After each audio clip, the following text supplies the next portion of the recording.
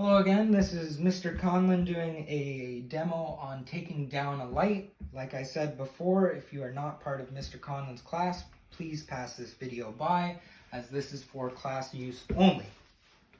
So the last video we had a problem with our light. It was just getting a little bit snagged, and since I had to get it unthreaded up here and I knew that would take a long time, I just cut that part out of the video just to save us a bit of time to kind of make it like a cooking show.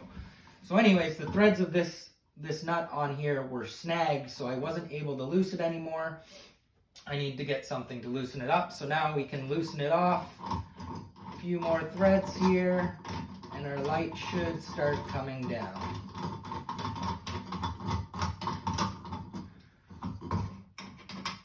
There we go. So now the body of the light has come down.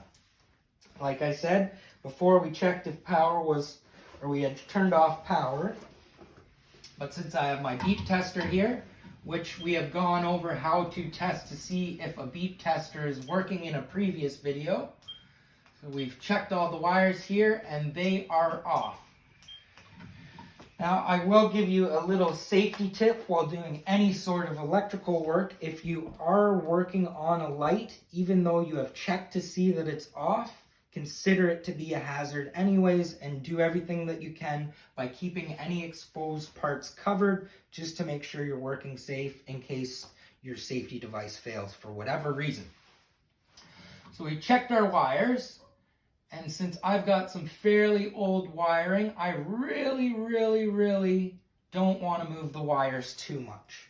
I can move the white and black wires off the light, but these old wires coming out of the ceiling, I barely want to move them at all, and if I am, I'm doing it very slowly and gently. So the first thing I want to do is disconnect my black wire. So the black wire would be your hot wire, which is also known as your live wire. I'm going to support the wire in my box, the old wire, just to make sure I don't break it. I'm going to save the little wire cap, and I'm going to just gently take this off.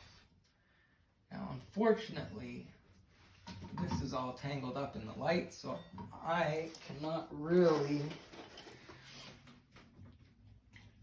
consider this to be live. So we're going to just make sure we're working as safe as possible. All right, so we've got that wire capped up again. Now, since we've got another wire here, we're going to take that down. Also, now unfortunately, I live in a house with very old wiring, so there is no bare ground present. However, to get around that safety issue, I have installed GFIs, which are ground fault interrupting receptacles, and they can serve as a false ground. So now that we've got our wires disconnected, we can take a Reb Robinson screwdriver, which is the general screw that is attached to these, and we can just take these two screws out of the box. Now we want to make sure we save these screws for later so that we can mount our new light with them. New lights always come with screws, but you want to just, if there are boxes in it, if there are screws in an old box, you want to make sure you save those screws just in case they have strange threads or something, or they're very long in the case of these ones. So I've taken my one screw out. Now, supporting the weight of the light, I'm going to take this second screw out.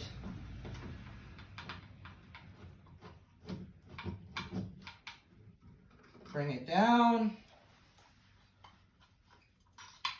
We're going to just make sure we've got everything capped off in here. Looks pretty good. No damaged wiring, and like I said earlier, we don't want to touch these old wires too much just because they are very delicate.